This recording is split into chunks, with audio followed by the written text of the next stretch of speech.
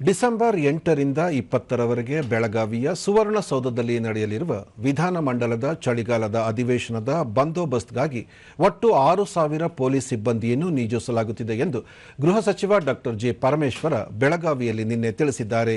ಅಧಿವೇಶನದ ಪೂರ್ವ ಸಿದ್ಧತೆ ಕುರಿತು ಬೆಳಗಾವಿ, ವಿಜಯಪುರ, ಬಾಗಲಕೋಟೆ, ಧಾರವಾಡ ಮತ್ತು ಗದಗ ಜಿಲ್ಲೆಗಳ ಪೊಲೀಸ್ ವರಿಷ್ಠಾಧಿಕಾರಿಗಳು ಹಾಗೂ ಆಯುಕ್ತರ ಸಭೆಯ ನಂತರ ಸಚಿವರು ಈ ಮಾಹಿತಿ ನೀಡಿದರು. ಅಧಿವೇಶನದ ಸಂದರ್ಭದಲ್ಲಿ ಅನೇಕ ಪ್ರತಿಭಟನೆಗಳು ನಡೆಯುವ ಸಾಧ್ಯತೆ ಇದ್ದು, ಕೆಲ ಸಮಸ್ಯೆಗಳನ್ನು ಜಿಲ್ಲಾಧಿಕಾರಿಗಳ ಮಟ್ಟದಲ್ಲಿಯೇ ಪೊಲೀಸ್ ಇಲಾಖೆಯ ಸಹಯೋಗದೊಂದಿಗೆ ಬಗೆಹರಿಸಲಾಗುವುದು ಎಂದು ತಿಳಿಸಿದರು. ಇದೇ ವೇಳೆ ಪೊಲೀಸ್ ಇಲಾಖೆಯ ನೇಮಕಾತಿಯಲ್ಲಿನ ವಿಳಂಬಕ್ಕೆ ಒಳ ಮೀಸಲಾತಿ ಅಂತಿಮಗೊಳಿಸುವುದು ತಡವಾಗಿದ್ದೇ ಕಾರಣ ಎಂದು ಸ್ಪಷ್ಟಪಡಿಸಿದರು. ಸಂಪರ್ಕ ಮಾಡಿ ಅವರು ಪರ್ಮಿಷನ್ ಕೇಳಬೇಕು, ಇನ್ನೂ ಕೂಡ ಅದು ಆಗಿಲ್ಲ. ಹಾಗಾಗಿ ಸ್ಪೆಸಿಫಿಕ್ ಆಗಿ ನಾನು ಹೇಳೋಕ್ಕಾಗೋದಿಲ್ಲ ಆಗುತ್ತೆ ಅಂತೇಳಿ. ಆಗಬಹುದು, ಆಗದೇನೂ ಇರಬಹುದು. ಆದರೆ ನಮ್ಮ ತಯಾರಿ, ನಮ್ಮ ಪ್ರಿಪರೇಷನ್ನು ಪೊಲೀಸ್ ಇಲಾಖೆ ವತಿಯಿಂದ ಏನು ಮಾಡಬೇಕು ಅನ್ನೋದ್ರ ಬಗ್ಗೆ ನಾವೆಲ್ಲ ತಯಾರಿಗಳನ್ನು ಮಾಡ್ಕೊಂಡಿದ್ದೇವೆ.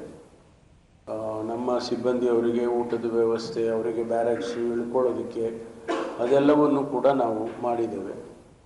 ನಮ್ಮ ಜಿಲ್ಲಾಧಿಕಾರಿಗಳು ಇಲ್ಲಿ ಬೆಳಗಾಂನಲ್ಲಿ ಅವರು ಅವರದೇ ಆದ ರೀತಿಯಲ್ಲಿ ಅಕಾಮಡೇಷನ್ಸ್ ಬಗ್ಗೆ ಇರ್ಬೋದು, VIP ಗಳ ಬಗ್ಗೆ ಮೂಮೆಂಟ್ಸ್ ಇರ್ಬೋದು, ಇದನ್ನೆಲ್ಲವನ್ನು ಕೂಡ ಅವರು ನಮ್ಮವರ ಜೊತೆ ಕಂಬೈನ್ ಮೀಟಿಂಗ್ ಮಾಡಿ ಈಗಾಗಲೇ ಅವರು ಕೂಡ ಮಾಡ್ಕೊಂಡಿದ್ದಾರೆ.